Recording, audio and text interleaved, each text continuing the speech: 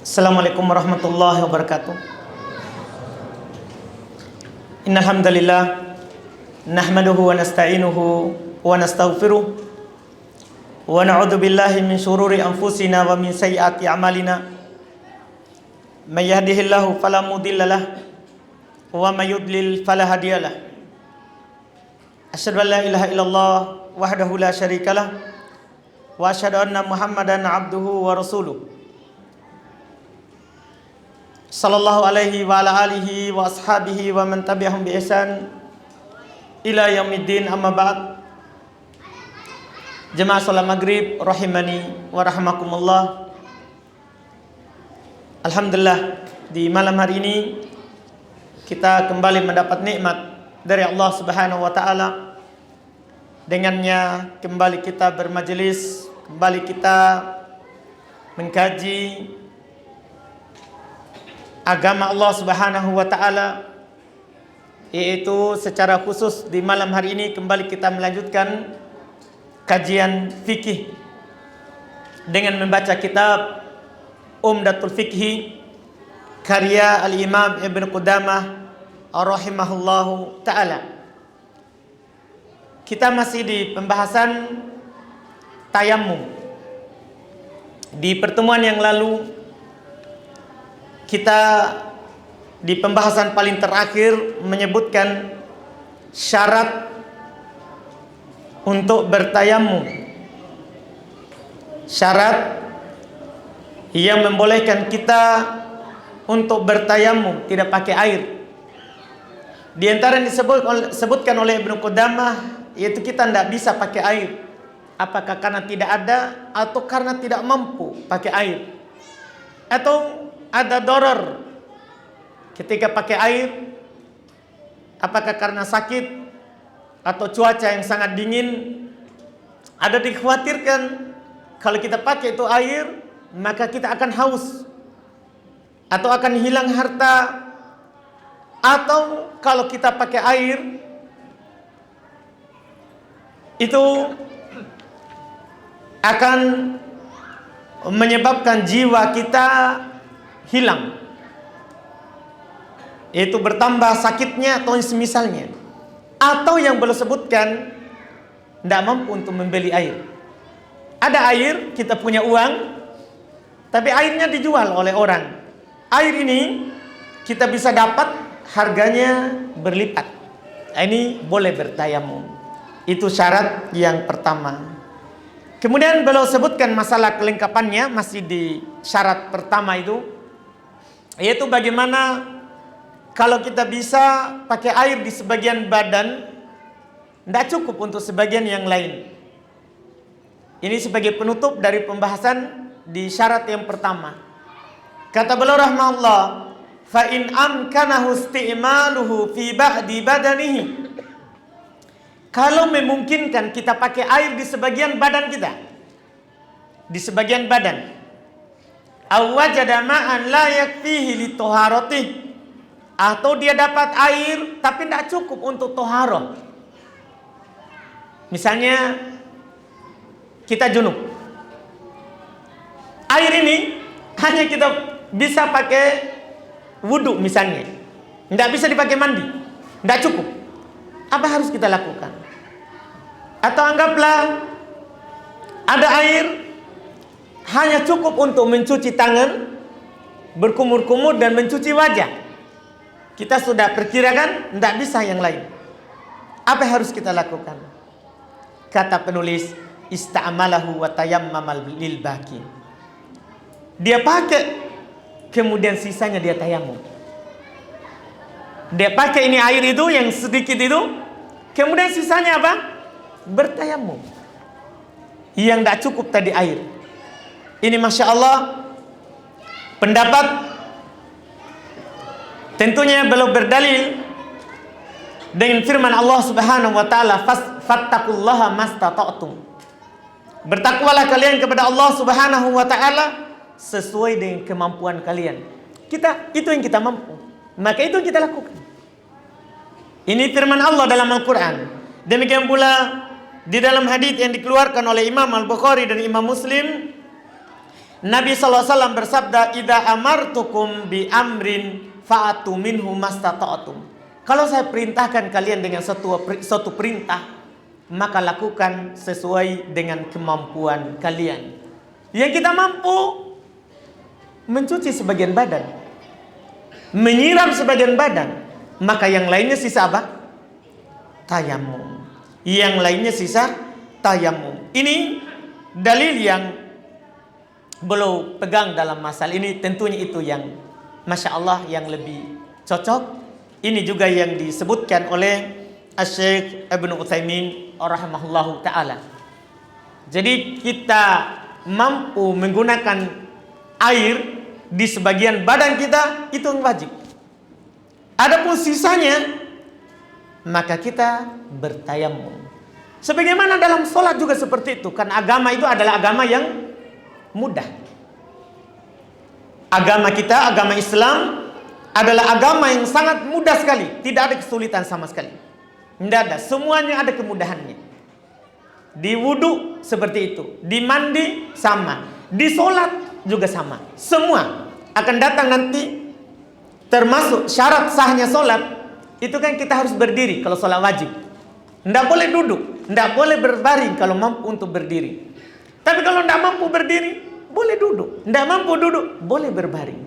Itu kemudahan agama kita. Kata Nabi SAW, "Inna din yusrun." Agama ini mudah. Agama Islam itu sangat mudah. Sangat mudah. Iya. Ini diantara bentuk kemudahannya. Kalau kita dapat sebagian air untuk sebagian badan kita, maka kita siram atau kita cuci yang kita bisa cuci, sisanya tayamum. Sisanya tayamum. Ini Masya Allah. Iya. Ini terkait dengan syarat yang pertama. Kemudian yang kedua kata beliau, asani al-waqt. Yang kedua, boleh kita bertayamum kalau sudah masuk waktu. Misalnya sekarang mau sholat zuhur, tidak ada air. Tidak ada air. Tidak boleh kita tayamum sebelum masuk waktu zuhur. Kita harus tunggu air dulu sampai masuk waktu zuhur. Ketika azan, tidak ada air, boleh kita bertayamum. Ini syarat kedua ini. Syarat kedua ini diperselisihkan oleh para ulama. Demikian pula cabang-cabang yang belum sebutkan sebentar, setelahnya itu diperselisihkan. Cuman supaya perselisihannya kita bisa memahami dengan cepat, sebab perselisihan mereka adalah karena ada satu masalah yang para ulama madhab sendiri berselisih dalam masalah itu, yaitu pertanyaan yang mereka sering ajukan, apakah tayamum ini dia hanya membolehkan sholat atau mengangkat hadas? Itu pertanyaannya. Ketika kita junub atau ketika kita berhadas, buang air kecil ataupun air besar, kemudian kita tidak dapat air, kita bertayamum. Apakah ketika kita bertayamum ini itu mengangkat hadas atau hanya membolehkan saja kita sholat? Itu pertanyaannya. Para ulama dalam menentukan jawabannya berselisih pendapat. Berselisih pendapat. Ada di antara para ulama rahimahumullah, mereka berpendapat bahwa tayamum itu mubihun lis-sholah, membolehkan sholat, tidak mengangkat hadas. Tayamum itu membolehkan sholat, tidak mengangkat hadas. Tidak mengangkat hadas. Itu di antara para ulama ada yang berpendapat seperti itu. Di antara ulama yang lain lagi, mereka berpendapat bahwa tayamum itu rafi'un lil hadas, mengangkat hadas. Bukan hanya sekedar membolehkan sholat, tapi mengangkat hadas. Artinya kalau hadasnya terangkat, dia junub, tayamum, terangkat junubnya. Atau dibuang air kecil atau air besar, wudu, tayamum, terangkat hadasnya. Ini pendapat yang kedua. Sehingga kalau dibilang terangkat hadas, maka syarat masuknya waktu sebentar itu tidak dipersyaratkan. Karena walaupun belum masuk waktu, boleh dia bertayamum untuk mengangkat apa? Hadatnya. Nah, dari dua pendapat ini, kalau pendapat yang pertama mubihun, itu pendapat orang Syafi'iyah yang mereka katakan seperti itu. Dan pendapat yang kedua itu merupakan pendapat Imam Ahmad. Demikian pula merupakan madhab dari Abu Hanifah. Ya, dan pendapat ini dipilih oleh Syekhul Islam Ibn Taimiyah rahimahullah. Demikian pula ini dipilih oleh Syekh Ibnu Baz dan Syekh Ibnu Utsaimin. Bahwa tayamum itu mengangkat hadas, bukan hanya sekedar membolehkan sholat, tapi dia mengangkat hadas. Kenapa? Ini pendapat yang kedua ini yang dipilih oleh Syekhul Islam Ibn Taimiyah, Syekh Ibnu Baz dan Syekh Ibnu Utsaimin, ini yang kuat. Kenapa? Karena di dalam ayat, demikian pula di dalam hadis, Nabi SAW mengatakan bahwa tayamum itu toharonya seorang muslim. Yang namanya toharo berarti mensucikannya, mengangkat hadatnya sebagaimana wudu. Sama. Misalnya ketika Allah Subhanahu wa taala menyebutkan terkait dengan hal tersebut, ma yuridullahu liyaj'ala 'alaikum min haraj walakin yuridu liyutahhirakum. Allah Subhanahu wa taala ini terkait dengan tayamum ya. Allah Subhanahu wa taala tidak menginginkan untuk mempersulit kalian. Akan tetapi Allah Subhanahu wa taala ingin mensucikan kalian. Dibilang mensucikan. Demikian pula dalam hadis Nabi SAW katakan, waju'ilat liyal ardu masjidau wa tahura, dan dijadikan untukku bumi ini sebagai masjid, tempat sujud dan toharo. Dan toharo berarti tayamum ini kalau tidak ada air mengangkat hadas. Ini pendapat yang benarnya. Nah, kalau ini yang benarnya, kita masuk di masalah sekarang. Apakah dipersyaratkan tayamum itu masuknya waktu? Tidak dipersyaratkan. Itu pendapat yang kuat. Kapan kita junub berhadas walaupun belum masuk waktu, tidak ada air, boleh kita bertayamum. Apakah karena mau membaca Al-Quran atau mau yang lain? Iya, boleh bertayamum. Kata beliau rahimahullah berikutnya, fala yatayammamu li faridatin qabla waqtiha. Ini cabangnya ini. Maka jangan dia bertayamum untuk sholat wajib sebelum waktunya. Yang kuatnya boleh walaupun sebelum waktunya. Jadi sudah mau nanti sholat duhur, kita bertayamum. Iya. Masuk adzan, boleh kita masuk masjid untuk sholat duhur dengan tayamum sebelum waktunya tadi. Boleh, kecuali pada waktu adzan keluar air, maka wajib kita batalkan karena nanti akan disebutkan pembatal tayamum. Akan disebutkan pembatal tayamum. Jadi yang kuat di sini kita tidak ikut penulis. Yang mengingkari dan berpaling dari sini bukan hanya mereka, tapi memang sebagian pengikut orang Hanabila menyelisihinya seperti Syekhul Islam Ibn Taimiyah rahimahullah. Jadi kata beliau, tidak boleh bertayamum untuk sholat wajib sebelum waktu. Yang benarnya boleh. Yang benarnya apa? Boleh. Kemudian kata beliau, wala linafilatin fi waqtin nahi anha. Tidak boleh juga katanya bertayamum untuk sholat sunnah di waktu terlarang. Yang kuatnya boleh. Tidak ada larangannya. Karena tayamum ini pengganti wudu. Kan boleh kita berwudu walaupun di waktu terlarang. Demikian pula tayamum sebagai pengganti wudu. Boleh bertayamum walaupun di waktu terlarang. Itu yang benarnya, pendapat yang paling kuat dalam masalah ini. Karena dalilnya lebih kuat yang disebutkan oleh Syekhul Islam Ibn Taimiyah rahimahullah ta'ala. Demikian pula yang dipilih oleh Syekh Ibnu Utsaimin dan Syekh Ibnu Baz sebagaimana yang kami sebutkan barusan. Jadi syarat kedua ini tidak dipersyaratkan yang kuatnya. Tidak harus masuk waktu. Kemudian as-salit yang ketiga, an-niyah. Dalam bertayamum seorang harus berniat tentunya. Niat adalah syarat sahnya dalam bertayamum. Karena Nabi SAW bersabda, innamal amalu binniyat wa innamal likulli imri'in ma nawa. Sungguh amalan itu tergantung pada niatnya. dan setiap orang akan mendapatkan apa yang ia niatkan. Jadi kita akan mendapatkan apa yang kita niatkan berdasarkan hadis tadi. Itu hadis riwayat Bukhari Muslim dari Umar bin Khattab radhiyallahu taala anhu. Kemudian pembahasan cabang berikutnya kata beliau, fa in tayammama li nafilatin lam yusalli bihi faridatan wa in tayammama li faridatin falahu fi'luha. Kata beliau, kalau dia bertayamum untuk sholat sunnah, maka tidak boleh dia pakai untuk sholat wajib. Jadi kalau kita bangun subuh bertayamum untuk sholat 2 rakaat sebelum sholat subuh. Sebentar kalau mau sholat subuh wajib bertayamum lagi. Berdasarkan ini pendapat, katanya siapa yang bertayamum untuk sholat sunnah, maka tidak boleh dia pakai untuk sholat wajib.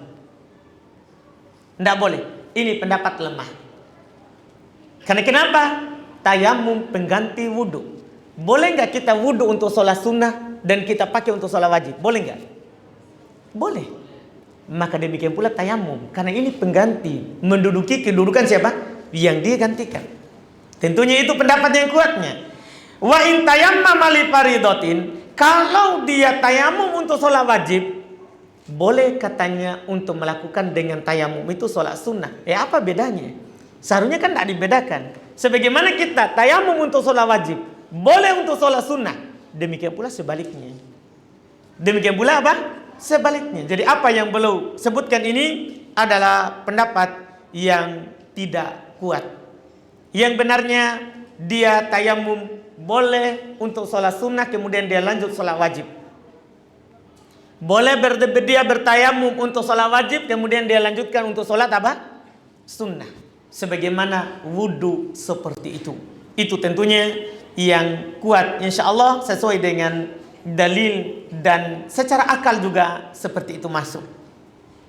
Wa fi'lu ma syaa minal faraid wan nawafil, dan melakukan apa yang diinginkan dari kewajiban-kewajiban, yaitu dari sholat-sholat wajib dan sholat-sholat sunnah, hatta yakhruja waktuha, sampai keluar waktunya.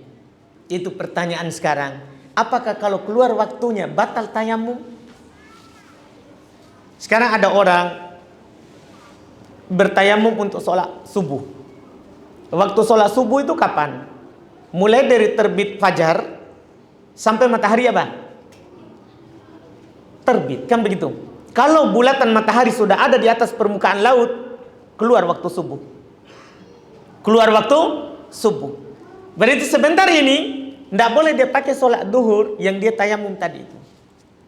Ini masalah sama, dibangun di atas pendapat apakah tayamum membolehkan sholat atau mengangkat hadas. Kita sudah kuatkan pendapat Syekhul Islam Ibn Taimiyah bahwa tayamum mengangkat hadas, bukan hanya sekedar membolehkan sholat. Jadi kalau kita sudah bertayamum untuk sholat subuh, walaupun keluar waktunya, kalau tidak batal, boleh kita pakai untuk apa? Sholat duhur, boleh. Boleh kita pakai untuk sholat duha misalnya, setelah matahari naik. Boleh, itu pendapat yang kuat. Itu pendapat yang kuat. Kemudian ar-rabi, yang keempat, ini yang terakhir ya. Yang terakhir, kemudian kita akan tutup pembahasan tayamum, alhamdulillah. Setelah itu kita akan masuk di bab al-haid pertemuan berikutnya. Ar-rabi, yang keempat, syarat tayamum at-turab, tanah. Fala yatayammama illa biturabin tahir lahu gubar, maka tidak boleh dia bertayamum kecuali dengan tanah yang suci yang ada debunya. Pendapat ini Masya Allah sudah lewat pembahasan kita. Sebenarnya ini pendapat dibangun di atas ayat fatayammamu so'idan thayyiba, maka bertayamumlah dengan so'id yang suci.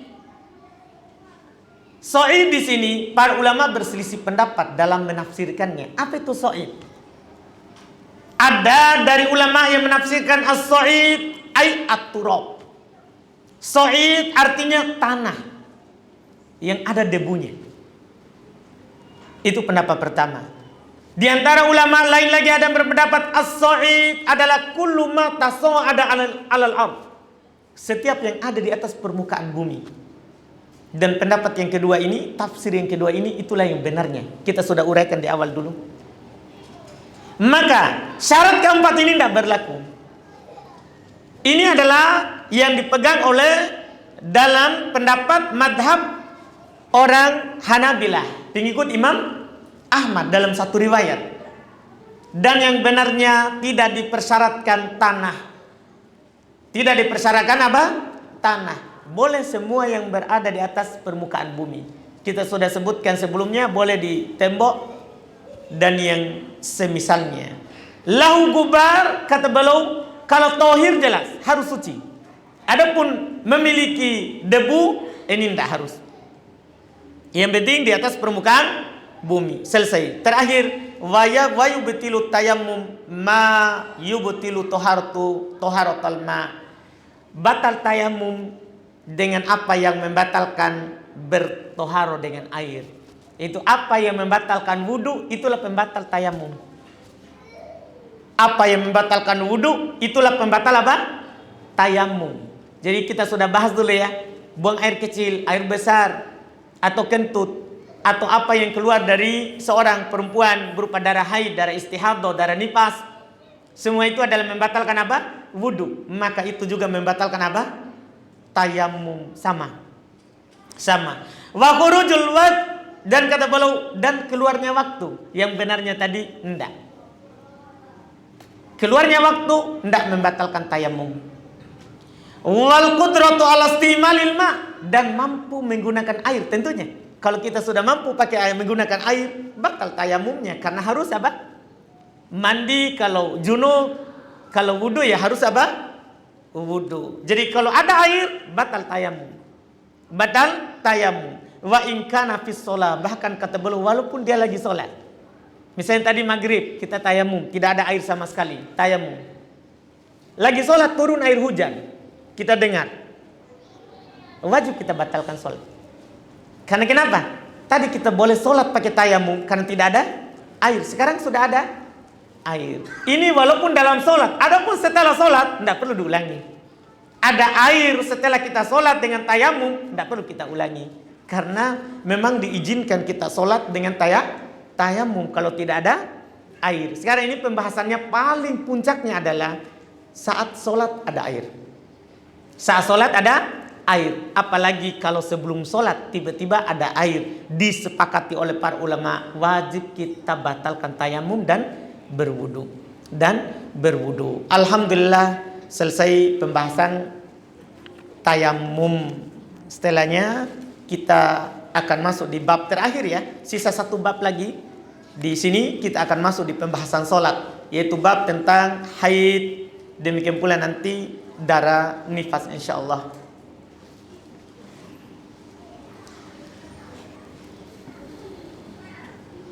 Masih banyak waktu?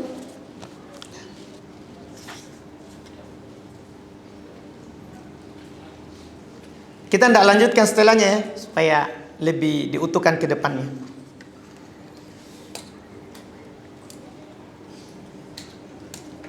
Baik, kita masuk di tanya jawab.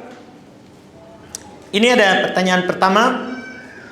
Bagaimana hukum merayakan tahun baru dengan cara mengadakan dzikir akhir tahun? Iya, Masya Allah.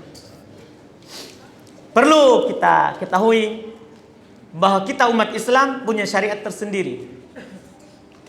Kita umat Islam punya syariat tersendiri yang disyariatkan oleh Allah Subhanahu wa taala lewat Nabi kita Muhammad sallallahu alaihi wasallam.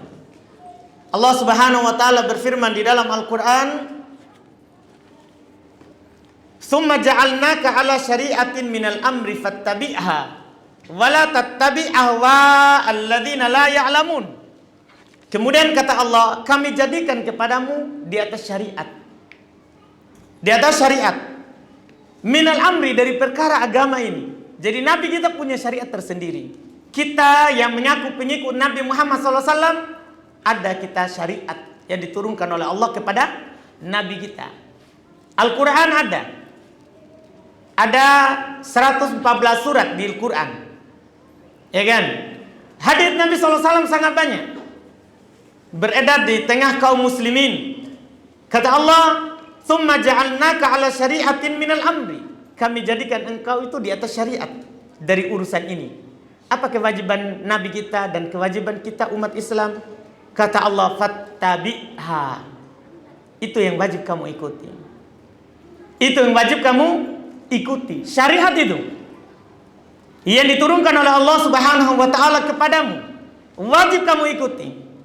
Wala tattabi' ahwa'al ladzina la ya'lamun. Jangan kamu ikuti hawa nafsu orang yang tidak punya ilmu. Yang hanya orang semangat niat baik saja. Jangan kamu ikuti itu. Itu kata Allah Subhanahu wa taala. Allah yang melarang kita untuk mengikuti hawa nafsu orang. Orang yang membuat syariat dari pemikirannya. Bahkan kita dilarang untuk condong kepada mereka. Jangan mengikutinya. Condong, jangan. Tidak boleh kita condong kepada orang-orang kafir. Tidak boleh. Ketika ada orang kafir merayakan tahun barunya, tidak boleh kita condong kepadanya. Condong saja tidak boleh. Bukan saya yang larang, Pak, tapi Allah Subhanahu wa taala di dalam Al-Qur'an juga. Kata Allah, "Wala tarkanu ilal ladzina dzalamu fatamassakumun nar." Jangan kamu condong kepada orang-orang yang dolim, sehingga dengan sebab itu kalian akan disentuh oleh api neraka. Jangan condong kepadanya. Ini larangan dalam Al-Quran. Secara khusus Allah Subhanahu wa taala memanggil kita orang-orang yang beriman. Haramnya kita mengikuti dan mendukung orang-orang Yahudi dan Nasara. Haram bagi kita orang Islam, orang yang beriman. Allah Subhanahu wa taala berfirman dalam Al-Qur'an, "Ya ayyuhalladzina amanu, la tattakhidul yahuda wan nasara awliya'a ba'duhum awliya'a ba'd." Wahai orang-orang beriman, kita semua dipanggil oleh Allah. Ana, antum, kaum muslimin semuanya dipanggil oleh Allah Subhanahu wa taala, laki-laki dan perempuannya. Setelah kita dipanggil, ada larangan setelahnya. Kata Allah, "La tattakidul yahuda wan nasara awliya." Jangan kalian menjadikan orang Yahudi dan Nasara sebagai orang yang kalian cintai, yang kalian bela, yang kalian bantu, yang kalian ikuti. Kata Allah, Allah larang. Allah Subhanahu wa taala yang melarang kita. Demikian pula di dalam firman yang lain kata Allah, "Wala tattabi'u ahwa'a qaumin qad dhallu." Jangan kalian mengikuti hawa nafsu sekelompok orang yang telah sesat. Tidak boleh. Itu Al-Quran bilang. Jangan sampai ada yang bilang, itu ustaz sana yang bilang larang. Bukan saya, Al-Quran yang larang kita. Al-Quran yang larang kita. Itu sudah ada dari dulu. Dari dulu. Karena sebagian orang ada juga yang bilang, jangan ikuti itu ustaz, kemarin sore baru lahir. Cocok, kita baru lahir, tapi Al-Quran sudah lama diturunkan oleh Allah Subhanahu wa ta'ala. Allah Subhanahu wa ta'ala melarang kita dengan ayat tadi yang kita baca. Sudah berapa ayat tadi? 4. Kita tambah lagi dengan hadis dari Nabi SAW. Kata Nabi SAW, "Man tashabbaha biqaumin fahuwa minhum." Siapa yang menyerupai suatu kaum, maka itu dari mereka. Maka itu dari mereka.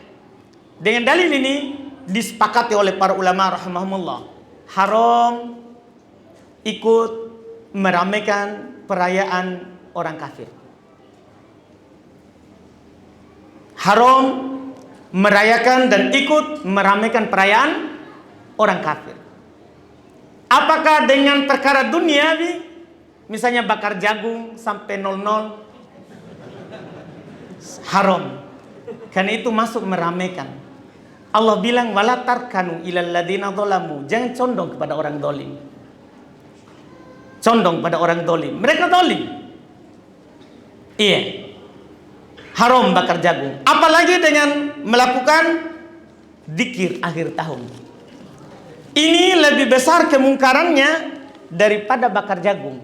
Saya tidak membolehkan bakar jagung, tapi zikir ini lebih besar daripada bakar jagung. Kenapa? Karena ketika orang berzikir di malam tahun baru, itu ikut merayakan dan membuat syariat baru. Kita bertanya kepadanya, apakah pernah Nabi mengumpulkan para sahabat untuk berzikir di malam tahun baru? Itu pertanyaan pertama. Kalau dia jawab iya, dusta. Kan tidak pernah. Mau dicari satu huruf pun tidak ada. Akan didustakan oleh sejarah. Iya, akan didustakan oleh sejarah. Karena Nabi diangkat menjadi Rasul dan Nabi Allah itu selama 23 tahun tidak pernah merayakan tahun baru. Tidak pernah. Para sahabat apakah ada yang melakukannya? Tentunya tidak. Imam 4 tidak pernah. Tidak pernah. Karena ini adalah perkara baru yang orang baru adakan. Dan walaupun niat baik, ini bahaya, ini niat baik. Kata Imam Syafi'i rahimahullahu taala, "Wa man istahsana faqad syarra." Siapa yang melakukan sesuatu dengan niat baik, maka sungguh dia telah membuat syariat. Membuat syariat. Nabi tidak ajarkan, tapi dia lakukan karena baik. Daripada hanya bakar jagung, lebih baik zikir. Kan niat baik. Siapa yang mengadakan sesuatu karena niat baik, maka sungguh dia telah membuat syariat. Dan membuat syariat yang baru itu dosanya besar. Karena sama dengan menuduh bahwa Nabi SAW khianat terhadap risalah. Kata Imam Malik rahimahullahu taala, "Man ibtada'a bid'atan faqad za'ama anna Muhammadan khana risalah." Siapa yang mengadakan sebuah bid'ah, perkara baru dalam agama yang tidak pernah Nabi lakukan, tidak pernah para sahabat, tidak ada juga Imam 4 lakukan, maka sungguh dia telah menuduh Muhammad telah khianat terhadap risalah. Berarti sama dengan dia katakan ini tidak disampaikan oleh Nabi. Naudzubillah. Nabi meninggal itu setelah agama itu sempurna. Siapa yang menyandarkan sesuatu yang tidak pernah dilakukan oleh Nabi SAW, termasuk zikir di akhir tahun, di awal tahun, dia sandarkan kepada syariat, maka dia telah menuduh Nabi berkhianat. Ini sebenarnya ada syariatnya, tapi Nabi tidak sampaikan kepada kita. Ini bahaya. Menuduh Nabi berdusta. Ini bahaya. Makanya saya bilang dosa zikir awal tahun ini lebih besar dosanya daripada bakar jagung. Walaupun itu juga salah. Tapi kalau dibanding itu, makanya seorang muslim tidak ikut dalam hal tersebut. Seorang muslim dia hanya ikut apa yang Allah Subhanahu wa taala dan Rasulnya kerjakan. Tidak ikut bersama orang-orang yang lalai di malam hari itu. Bahkan kita tidak begadang. Kalau bisa tidur cepat.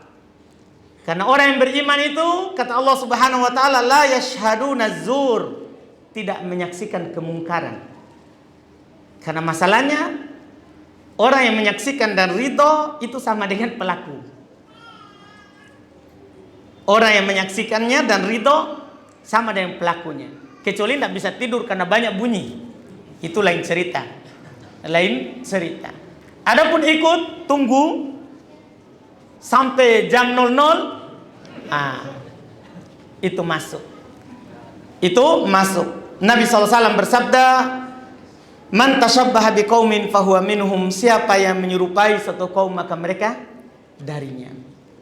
Itu tidak boleh dilakukan oleh orang muslim yang mengaku beriman kepada Allah dan hari akhirat. Untuk orang yang beriman kepada Allah dan hari akhirat.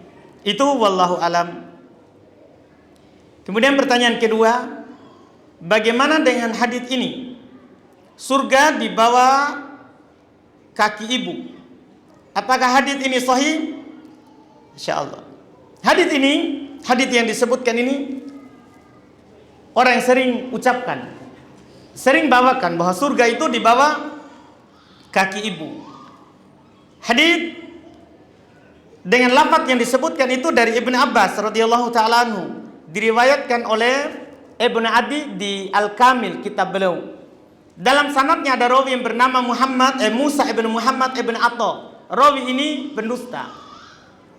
Kalau ada rawi yang bernama Musa ibn Muhammad bin Atha, ini adalah rawi pendusta, suka membuat hadis palsu. Hadis surga di bawah telapak kaki ibu, itu hadis palsu. Hadis palsu. Iya, kata Al-Imam Ad-Dhahabi rahimahullahu taala, iya, terkait dengan rawi ini, dia adalah kadzabahu Abu Zur'ah wa Abu Hatim. Dia dianggap pendusta oleh Abu Zur'ah dan Abu Hatim. Qala Ibnu Hibban, berkata Ibnu Hibban, la tahillu riwayah anhu kana yada'ul hadits. Tidak halal meriwayatkan dari rawi ini. Tidak halal, haram kita meriwayatkannya karena dia suka membuat hadis palsu. Tidak halal meriwayatkan darinya. Tidak halal meriwayatkan hadis darinya. Dan berkata Ibnu Adi, kana yasrikul hadits. Orang ini suka mencuri hadis. Suka mencuri hadis. Nah, kalau ada hadis yang seperti ini dibuang, tidak boleh diamalkan. Tidak boleh diamalkan. Itu hadis palsu. Tidak diragukan bahwa kita, masya Allah, sangat dianjurkan untuk berbuat baik kepada ibu. Dalam hadis Abdullah bin Mas'ud radhiyallahu taala anhu, beliau bertanya kepada Nabi sallallahu alaihi wasallam, ayul amali ahabbu ilallah. Amalan apakah yang paling dicintai oleh Allah Subhanahu wa taala? Beliau bilang as-salatu fi waqtiha. Kamu salat pada waktunya. Beliau bertanya lagi, tsumma ay, kemudian apa? Lagi setelahnya. Beliau bilang setelahnya ini yang kedua, setelah salat 5 waktu. Beliau bilang apa? Birru al-walidain. Berbuat baik kepada kedua orang tua. Ini yang kedua. Datang juga seorang lelaki dalam hadis Abu Hurairah bertanya kepada Nabi SAW. Dia bilang, man abaru, siapa yang harus saya berbuat baik kepadanya? Kata Nabi, ummuk, ibumu. Dia bertanya lagi, kemudian siapa? Ibumu. Kemudian siapa? Ibumu. Kemudian siapa? Bapakmu. Ini hadis-hadis yang sahih. Ini cukup untuk menjelaskan bahwa kita wajib taat kepada orang tua, khususnya ibu, ya, selama dia menyuruh kita kepada hal yang baik, bukan maksiat. Bukan maksiat. Adapun hadis yang ditanyakan itu hadis palsu. Itu adalah hadis palsu. Tidak boleh kita sebutkan kecuali untuk menjelaskan palsunya. Tidak boleh kita sebutkan kecuali untuk menjelaskan palsunya.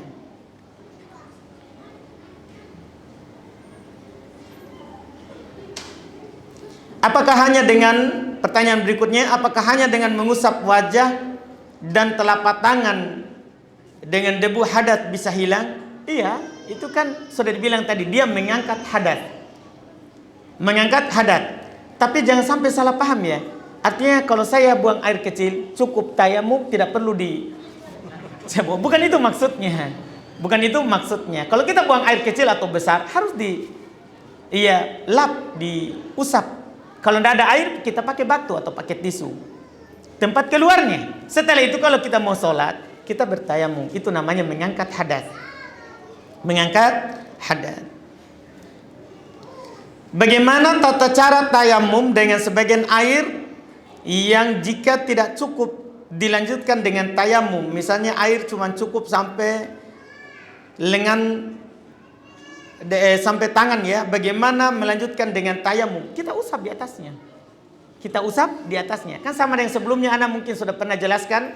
Kalau ada luka, ada perban, kita mandi atau kita cuci tempat yang mampu kita cuci, yang atasnya itu apa? Yang lainnya apa? Usap. Yang lainnya usap. Itu maksudnya tayamum di atasnya. Maksudnya kita usap sisanya. Kita usap sisanya.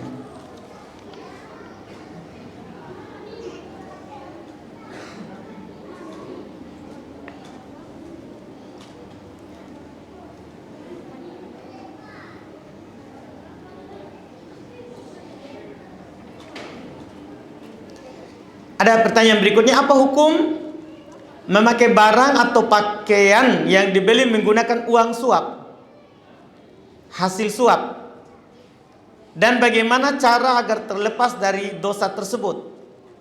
Apakah barang itu harus dibuang? Tentunya pertama kita bertobat kepada Allah Subhanahu wa taala setelah mengetahui itu hal yang diharamkan. Bahkan suap menyuap itu dosa besar. Sampai dikatakan oleh Nabi SAW dalam sebuah hadis, man ghasyana falaysa minna. Siapa yang menipu kami bukan dari kami. Seperti menyuap. Itu bukan dari kami, itu dosa besar. Maka cara kita untuk lepas darinya bertobat kepada Allah Subhanahu wa taala. Adapun barang yang ada sebelumnya, kalau kita mampu berlepas darinya dengan memberikan kepada orang miskin, alhamdulillah. Iya, itu alhamdulillah. Itu yang kita lakukan, bukan dibuang. Tapi kita berikan kepada siapa? Orang miskin atau kepada kebutuhan umum, kepada kebutuhan umum.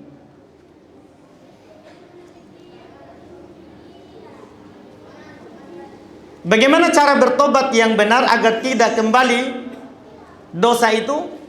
Itu tadi sama dengan melanjutkan, kita berjanji dalam diri kita untuk tidak kembali kepadanya dan meninggalkan hal-hal yang akan mengantarkan kepada dosa tersebut, supaya kita tidak jatuh lagi di dalamnya. Ini sebelum saya lanjutkan pertanyaan, mumpung saya ingat, kita ini taklim terakhir. Karena ada surat edaran pemerintah, kita mulai tanggal 24 itu tidak boleh mengadakan acara yang mengumpulkan banyak orang. Dari tanggal 24 sampai tanggal 3 Januari. Jadi kita libur. Supaya diketahui oleh jamaah bahwa kita tidak taklim selama tanggal itu. Jadi ini terakhir ya, malam hari ini. Pekan depan, kemudian depan lagi mungkin tidak ada. Tidak ada taklim sampai pemerintah selesai dari apa yang mereka keluarkan aturan untuk kita. Dan kita selalu taat ya. Saya ingatkan, walaupun sebagian orang ada mengatakan ini dolim pemerintah apa. Tidak, perlu kita yakini sebagai seorang muslim bahwa tasarruf al-amir itu manutun ala maslahatir ra'iyah. Itu selalu kita harus pahami. Peraturan yang dibuat oleh penguasa itu diikat dengan maslahat untuk rakyat. Walaupun ada sebagian orang yang terdolimi dengan hal tersebut, tapi itu untuk maslahat masyarakat. Untuk maslahat. Makanya kita jalankan. Jadi di tanggal yang itu kita tidak mengadakan keramaian. Ya, jadi kita nanti tidak perlu kita tanya dan kita datang.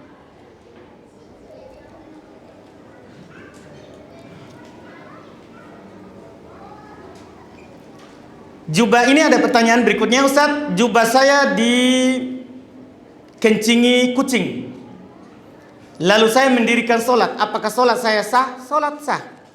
Karena kencing kucing, ketika kucing kencingi baju atau pakaian kita, atau celana kita, atau sarung kita, maka dia tidak najis. Nabi ditanya dalam hadits Abu Hurairah, riwayat Imam Al-Bukhari dan Imam Muslim tentang kucing. Kata Nabi SAW, innaha minat tawafina alaikum. Itu termasuk yang berlalu lalang di tengah kalian. Artinya tidak najis. Itu tidak najis. Dimaafkan dalam syariat kita. Jadi solat kita sah. Walaupun ada kencing kucing.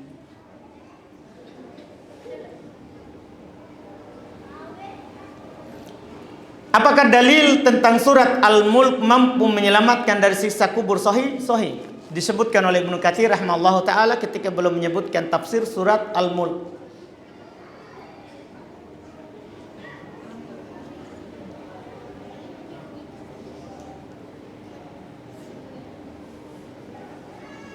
Apakah membunuh sesama muslim dengan cara disengaja hukumnya kekal dalam neraka? Iya. Jangan sampai menjurus ke pemerintah. Saya tidak mau jawab. Karena itu urusan pemerintah. Antum harus tanyakan ke mahkamah, ke pengadilan, bukan saya. Iya, bukan saya. Antum masalah yang begini tidak boleh ditanya ustaz. Sebagian orang tanya kepada ustaz. Ada sebagian yang berbicara. Itu tidak wajar. Itu mendahului pemerintah. Pemerintah membunuh orang, itu urusan mereka. Salah atau tidaknya, tanyakan di mahkamah, bukan di ustaz. Karena kita lihat sekarang ini ada ustaz berbicara, itu dia tidak tahu kadar dirinya. Dia dudukkan dirinya sebagai mahkamah. Tidak boleh. Seorang dai itu selalu berjalan di bawah pemerintah yang sah. Walaupun itu kemungkaran, walaupun dia pukul punggung kita, wajib taat kita. Wajib taat. Itu yang diwasiatkan oleh Nabi SAW. Karena kalau kita mendahului mereka, akan terjadi kemungkaran yang banyak, kerusakan yang banyak. Jadi masalah-masalah seperti ini, kita tidak mau jawab kalau dia punya dua mata pedangnya ini pertanyaan. Karena kalau dijawab, bisa dipakai untuk menyerang orang, pemerintah.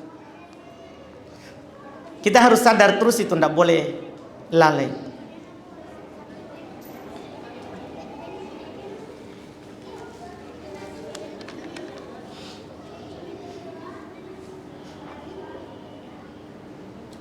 Bagaimana hukumnya pada keadaan junub, tapi pada saat mau mandi kondisi cuaca dingin? Apakah sah sholatnya hanya langsung wudhu, setelah cuaca tidak dingin baru mandi wajib? Sah. Sah, kan itu dia punya apa? Udzur. Punya udzur. Walaupun kalau dia bertayamum untuk mandinya, kemudian wudhu untuk sholat, tidak apa-apa juga. Itu lebih bagus. Itu dia bertayamum karena tidak bisa mandi, kemudian nanti dia berwudu karena bisa pakai air untuk wudu. Boleh hal tersebut. Dan kalau dia hanya tayamum saja tidak berwudu, boleh juga. Cuman tidak boleh beramal dengan sangkaan. Harus apa? Oh, Masya Allah. Ada sumbangan dari atas. Masya Allah. Tidak apa-apa, di atas ini banyak keajaiban. Baik. Cuman Masya Allah, saya baru dikasih tahu kemarin itu, ada yang mengeluh bahwa akhwat suka bercerita di atas. Ternyata tidak begitu, tahu kan? Masya Allah. Iya, saya ada curhat juga dari yang lain, ternyata tidak begitu. Mereka kalau taklim dengar. Hanya saja kalau sudah sesi tanya jawab, mulai menyingkir sedikit. Tanya-tanya kepada temannya. Iya, ternyata saya salah mungkin. Jadi saya mohon maaf kepada orang di atas. Tapi ini nyata ya, saya dikasih sumbangan. Iya.